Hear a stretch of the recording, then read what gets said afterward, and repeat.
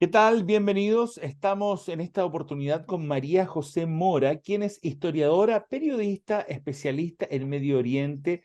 Y le hemos pedido que en esta oportunidad nos ayude a entender en qué está este conflicto que ya está por cumplir 3 meses desde que se inició. María José, ¿qué tal? Hola, gracias Karim por la invitación.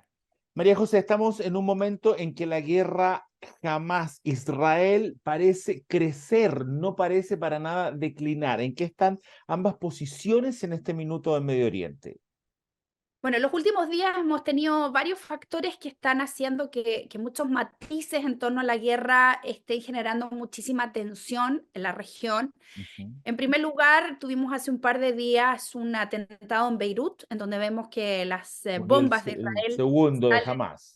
Exacto, salen fuera del territorio de Gaza y llegan a Beirut, un barrio en las afueras de Beirut, en donde terminan por asesinar a quien era el segundo o el cofundador del brazo armado de Hamas, Saleh al-Haruri, que era un hombre muy importante para Ujú. Hamas, un hombre que era además el enlace que comunicaba a Hamas con Hezbollah a través de, cierto, con Irán y que era además el encargado de la resistencia en Cisjordania. Por lo tanto, Israel, si bien no se ha adjudicado, ¿no?, el atentado, la explosión, ha insistido en una comunicación bastante ambigua que parece quedar claro de todas formas que son ellos, que esta era una operación quirúrgica, no es un ataque contra el Líbano para evitar que el Líbano reaccione y que era exclusivamente para cumplir con el objetivo de asesinar a este hombre que era el número dos y por lo tanto sería, yo diría, en estos 3 meses el logro más importante de Israel después de la guerra, ya que no ha logrado todavía liberar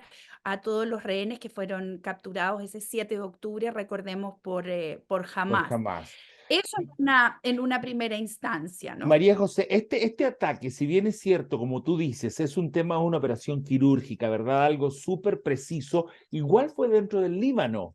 Digamos, no es una persona que estaba en el borde del país, está dentro de una ciudad también. ¿Cómo crees Exacto. tú que reacciona este país respecto a este ataque supuestamente de Israel? Bueno, ¿Crees que aquí va a hay haber una una consecuencia?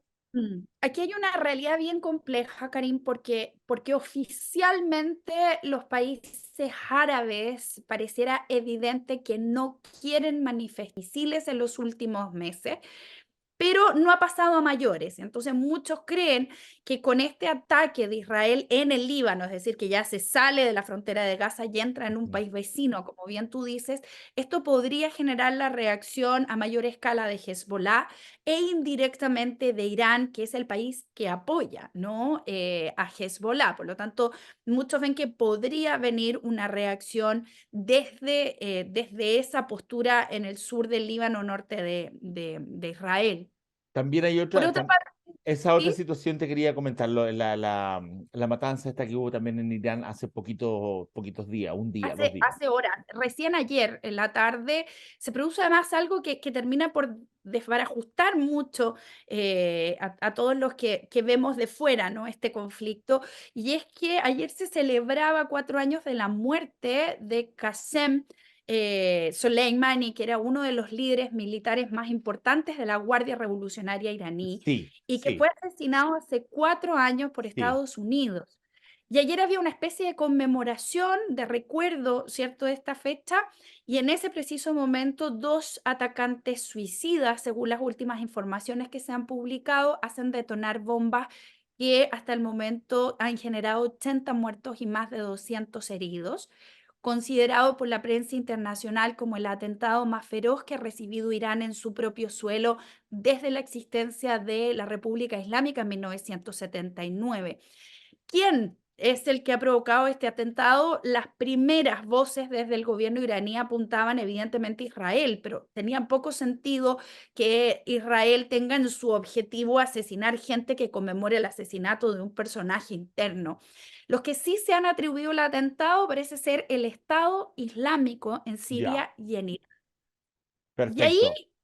quedamos todos un poco perdidos porque decimos, bueno, esto es que un ataque de islámicos a islámicos. Islámicos, esa es una pregunta bien importante y que por otro lado quisiera entender, ¿esto puede ir haciendo porque hasta el momento yo veo a las naciones árabes como mirando de lado nomás. Veo Ujú. mucho más interesado al mundo occidental en la situación que a ellos mismos. Tal vez viviendo dentro de ellos, uno va captando las posiciones de mejor manera, pero desde este lado del mundo pareciera que todo el mundo mira de reojo a sus propios vecinos, ¿verdad? ¿Qué se viene ahora según tu mirada? ¿Qué podría suceder? Reacciones de un corto plazo. Es complejo definirlo porque, tal como tú dices, desde Occidente solemos creer en nuestra ignorancia de lo Mm, que ocurre en la región, que el mundo islámico o el mundo del Medio Oriente es una sola gran unidad. Y la claro, verdad es todo lo contrario. La verdad es que primero tenemos divisiones religiosas, hay un mundo chiita y hay un mundo sunita. sunita. Lo que acaba de ocurrir en Irán es un Estado islámico sunita que ataca y atenta contra un Irán que es chiita, primero.